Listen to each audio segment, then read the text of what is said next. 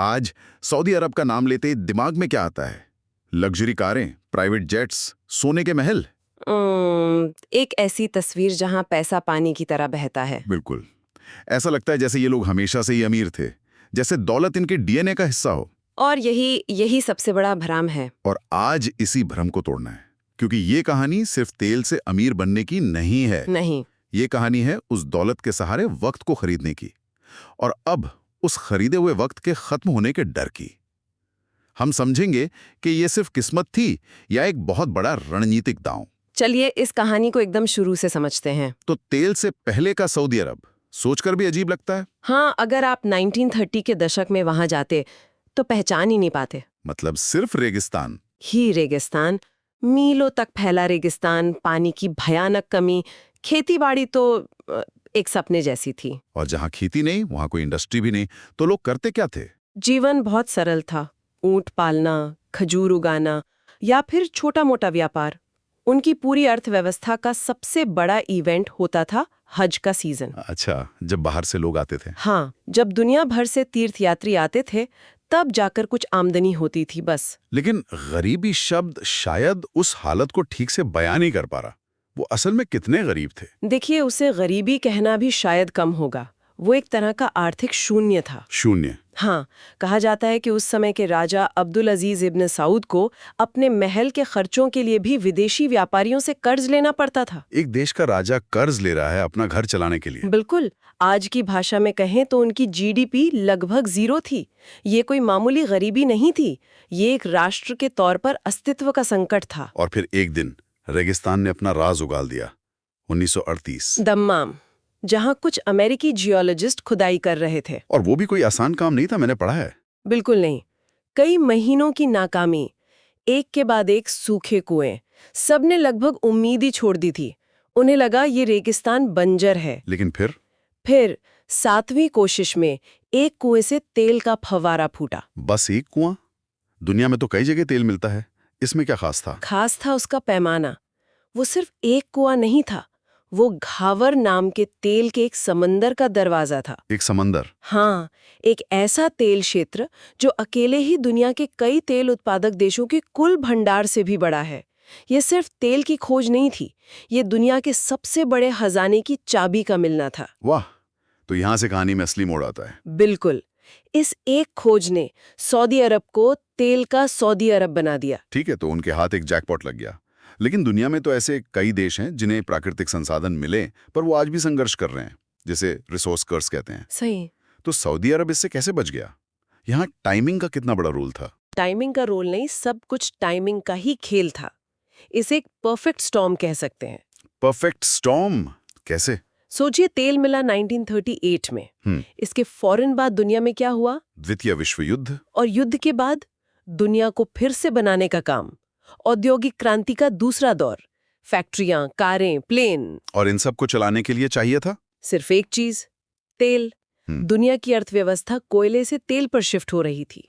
America एक super power बन रहा था, यूरोप फिर से खड़ा हो रहा था, और इन सब की प्यास बुझाने के लिए सऊदी अरब के पास तेल का एक समंदर था। ये एक ऐसी टाइमिंग थी जिसे कोई प्लान नहीं कर सकता था। बिल्कुल। वो सही समय पर सही चीज के साथ दुनिया के सामने खड़े थे। तो उन्होंने बस अपने दरवाजे खोले और दुनिया खुद चलकर उनके पास आ गई। एक तरह से हाँ।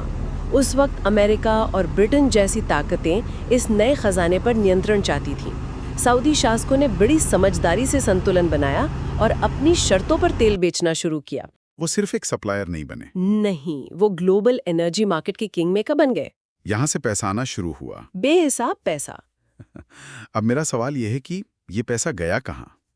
क्योंकि रिसोर्स कर्ज की कहानी तो यही है कि पैसा आता है, कुछ लोगों की जेब में जाता है और देश वहीं का वहीं रह जाता है। और यहीं पर सऊदी अरब की कहानी अलग हो जाती है।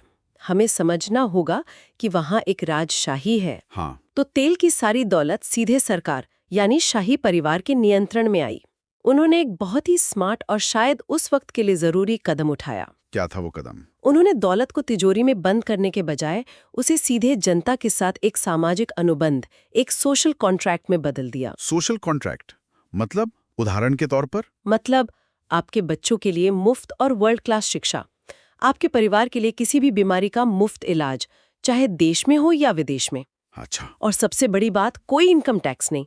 कोई इनकम टैक्स नहीं। आप जो भी कमाते हैं वो पूरा आपका है, और इसके ऊपर से पेट्रोल, पानी, बिजली, हर चीज पर भारी सब्सिडी। लेकिन इस मॉडल में एक खतरा भी तो है। क्या इससे लोग सरकार पर कुछ ज्यादा ही निर्भर नहीं हो गए? बिल्कुल। जब सब कुछ मुफ्त मिलता है तो क्या इनोवेशन और मेहनत करने की प्रेरणा कम नहीं हो जाती? और यही उस सौदे की दूसरी और शायद ज्यादा तेज धार है। ये एक शानदार राजनीतिक सौदा था जिसने देश को दशकों तक स्थिरता दी, लेकिन ये एक आर्थिक लत भी बन गया। इसने पीढ़ियों को सरकार पर इतना निर्भर बना दिया कि आज विजन 2030 की सबसे बड़ी चुनौती तेल से छुटकारा पाना नहीं है, बल्कि इस निर्भरता की मानसिकता से छुटकारा पाना है। और शायद इसी वजह से ये धारणा बनी कि हर सऊदी नागरिक करोड़पति है। वो शानदार लाइफस्टाइल, लग्जरी कारें, पर यह भी एक मिथक है ना? हाँ, ये एक बहुत बड़ा मिथक है। हर सऊदी नागरिक अमीर नहीं है, तो फिर लेकिन उसकी बुनियादी जिंदगी पूरी तरह सुरक्षित है। उसे घर, नौकरी, स्वास्थ्य या शिक्षा की चिंता नहीं करनी पड़ती।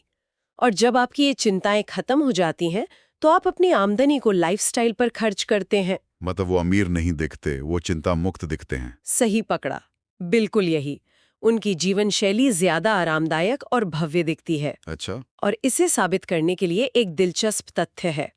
आपको क्या लगता है, दुनिया में प्रति व्यक्ति सबसे ज्यादा लग्जरी कारें कहाँ हैं? सऊदी अरब में होंगी? नहीं, यह रिकॉर्ड दुबई के पास है। ओह अच्छा। इससे पता चलता है कि सऊदी की दौलत का मतलब व्यक्तिगत अमीरी का अंबार नहीं, बल्कि एक मजबूत सामाजिक सुरक्षा का जाल है। और ये सुरक्षा उन्हें एक ऐसी जिंदगी जीने की आजादी देती है जो बाहर से बेहद अमीर दिखती है। तो अब कहानी के सबसे अहम मोड़ पर आते हैं। ये पूरी शानदार इमारत तेल की नींव पर खड़ी है। और सऊदी लीडरशिप ये बात किसी से भी बेहतर जानती है कि ये तेल हमेशा नहीं रहेगा। या तो वो खत्म हो जाएगा या दुनिया को उसकी जरूरत नहीं रहेगी। तो उस घड़ी की टिक टिक अब साफ सुनाई दे रही है। तेल के बाद क्या? यही वो सवाल है जो आज पूरे देश को चला रहा है, और इसी सवाल का जवाब है विजन 2030। विजन 2030, इसके बारे में सब बात करते हैं। ये सिर्फ एक प्लान नहीं है, ये उनके लिए करो या मरो वाला सौदा है, उनके अस्तित्व का मिशन है। लेकिन ये असल में है क्या? सिर्फ तेल से ध्यान हटाने की कोशिश? ये उससे कहीं ज्यादा है। ये सऊदी अरब को पूरी तरह से बदलने का एक महत्वाकांक्षी ब्लूप्रिंट है। इसके कई बड़े स्तंभ हैं। पहला है पर्यटन, टूरिज्म। हाँ, वो मक्का और मदीना की धार्मिक यात्रा से आगे बढ़कर अपने रेगिस्तान, अपने खूबसूरत समुद्री तटों और ऐतिहासिक जगहों को दुनिया के लिए खोल रहे हैं। लेकिन सिर्फ टूरिज्म पर निर्भर रहना भी तो जोखिम भरा हो सकता है। कोई और बड़ा दांव? हाँ, और वो दांव इतना बड़ा है कि किसी साइंस फिक्शन फिल्म जैसा लगता है। उसका नाम है नियोम। नियोम सिटी, इसके बारे में बहुत सुना है। भविष्य का शहर। नियोम सिर्फ एक शहर नहीं है, ये एक देश के अंदर एक नया देश बनाने जैसा है। इसमें द लाइन नाम का एक 170 किलोमीटर लंबा शहर होगा। 170 किलोमीटर? हाँ, और सिर्फ 200 मीटर चौड़ा शीशे की दीवारों वाला शहर, जिसमें कोई कारें नहीं, कोई सड़कें नहीं, और जो पूरी तरह से रिन्यूएबल एनर्जी पर चलेगा। इसका बजट कितना है? $500 बिलियन से ज्यादा, कई देशों की कुल जीडीपी से भी ज्यादा। ये इतना महत्वाकांक्षी है कि कई लोग इसे हकीकत से ज्यादा एक सपना मानते हैं। और टेक्नोलॉजी, मनोरंजन, गेमिंग, ई स्पोर्ट्स, ये सब भी इसी विजन का हिस्सा हैं। वो अपनी छवि बदलना चाहते हैं। वो अपनी पूरी पहचान बदलना चाहते हैं। एक बंद, रूढ़िवादी तेल निर्यातक देश से एक खुले, आधुनिक, ग्लोबल हब के तौर पर, जहां दुनिया भर से टैलेंट और पैसा आए। लेकिन इस सब में एक अर्जेंसी है, एक जल्दबाजी है, बहुत ज्यादा। एक्सपर्ट्स मानते हैं कि अगर उन्होंने अपनी अर्थव्यवस्था को नहीं बदला तो अगले 10 से 15 सालों में वो बहुत बड़े संकट में आ सकते हैं। वो जानते हैं कि उनकी घड़ी बहुत तेजी से चल रही है। पर ये बदलाव सिर्फ आर्थिक तो नहीं है, ये एक बहुत बड़ा सामाजिक बदलाव भी है। एक रूढ़िवादी समाज को ग्लोबल टूरिज्म और मनोरंजन के लिए इतनी तेजी से खोलना, इसमें अंदरूनी टकराव तो होता होगा। और यही इस विजन की सबसे बड़ी और सबसे जटिल चुनौती है। ये एक ही समय पर चल रहा एक आर्थिक और एक सामाजिक प्रयोग है। आप सिर्फ कंक्रीट के शहर नहीं बना रहे, आप सदियों पुरानी मानसिकता को भी बदलने की कोशिश कर रहे हैं। और ये काम किसी भी मेगा प्रोजेक्ट से ज्यादा मुश्किल है।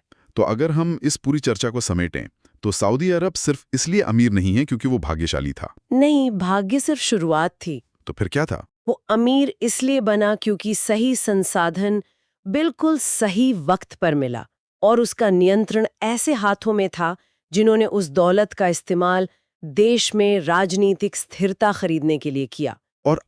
और अब उसी दौलत का इस्तेमाल समय के खिलाफ एक दौड़ जीतने के लिए कर रहे हैं। ये भाग्य, समय और एक बहुत बड़ी जोखिम भरी रणनीति का मिश्रण है। ये वाकई एक असाधारण कहानी है। एक राष्ट्र जो अपनी ही बनाई हुई सुनहरी बेड़ियों को तोड़ने की कोशिश कर रहा है। और ये हमें एक बहुत गहरे सवाल पर छोड़ जाता है। क्या? सोचने वाली बात यह है कि जब किसी देश की दौलत जमीन से आती है, नागरिकों के परिश्रम से नहीं, तो क्या ये एक अस्थायी आशीर्वाद है या भविष्य की एक बड़ी चुनौती? अगर आपको देशों के ऐसे ही असली बदलाव की कहानियां पसंद है तो मंथन टॉक्स को सब्सक्राइब कीजिए और कमेंट में बताइए किस देश की दौलत की कहानी आप अगली बार समझना चाहेंगे।